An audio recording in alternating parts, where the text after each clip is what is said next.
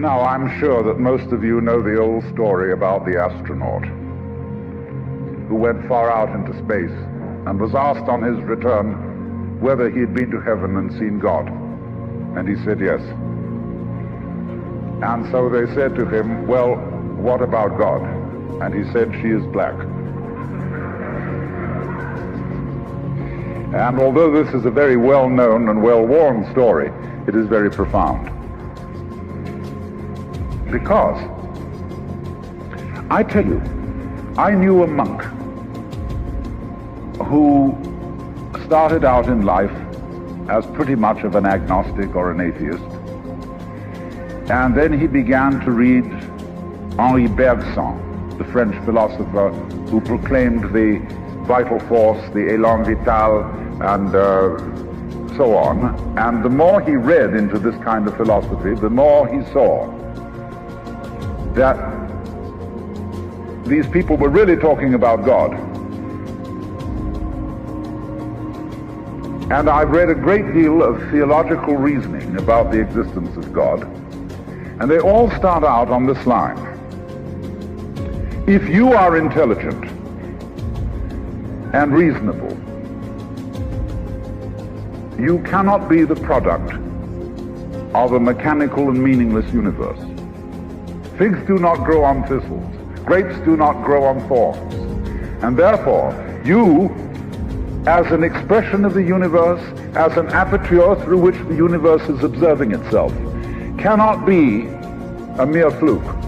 Because if this world peoples, as a tree brings forth fruit, then the universe itself, the energy which underlies it, what it's all about, the ground of being, as Paul Tillich called it, must be intelligent. That intelligence, that marvelous designing power which produces all this, is the biblical God. In the summertime, the sun's on its short circuit, so guess what stays lit up the whole time? Even though the other countries over here are dark, and the United States is lit up in the daytime, these countries are dark. Well, guess what's still lit up? The North Pole, the Arctic. No matter where it is, its circuit is so short, it keeps it lit up the whole time.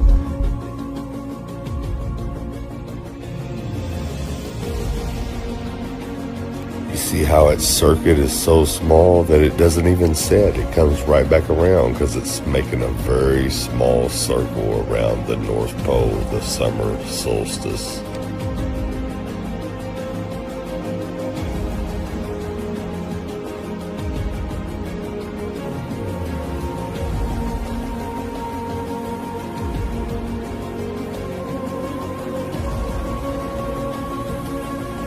Now would you look at that?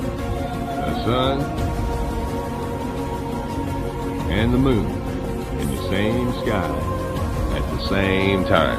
And I did a little research on it. You know where the moon's supposed to be at right now? It's supposed to be over Australia. And that's all fine and dandy, but there's a problem with that. Do you know what's between the United States and Australia? Half the earth, half of a globe, half of a ball. Wake up, people. The sun and moon rotate above a flat earth, just like the Bible says it does.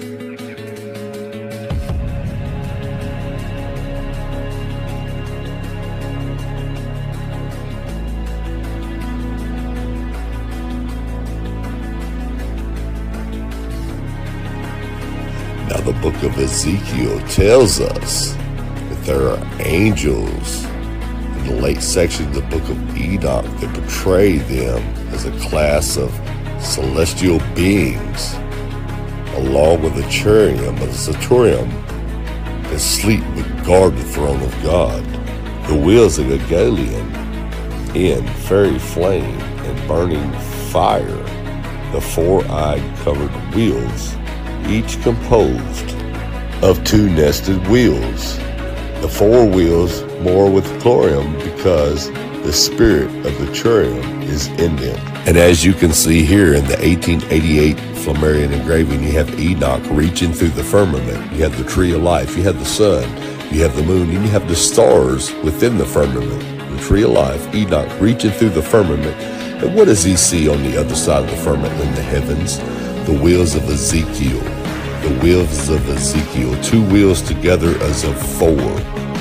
You see that right there? What's that? Four wheels.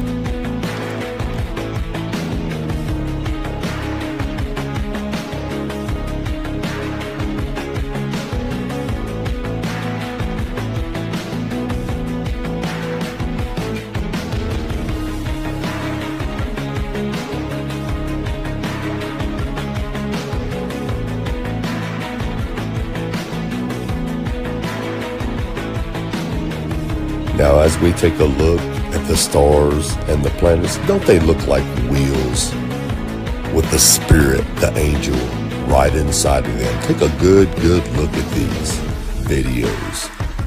These are the wheels of Ezekiel that you can see through the firmament. And they have the angels inside of them, the watchers, the guardians, watching over the earth.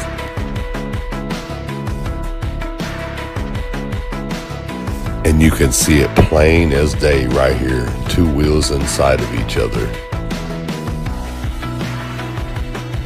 And again, right here, you can see the two wheels spinning within the side of each other and the angel in the middle. And again here, two wheels within each other with the angel in the middle.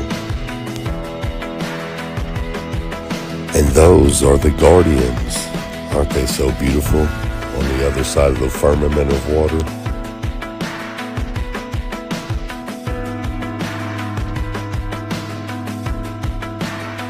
And yes, it is water.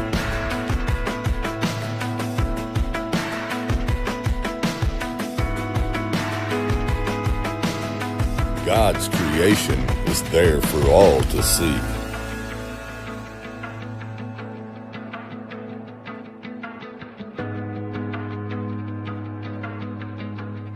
All one has to do is free themselves from the shackles of indoctrination.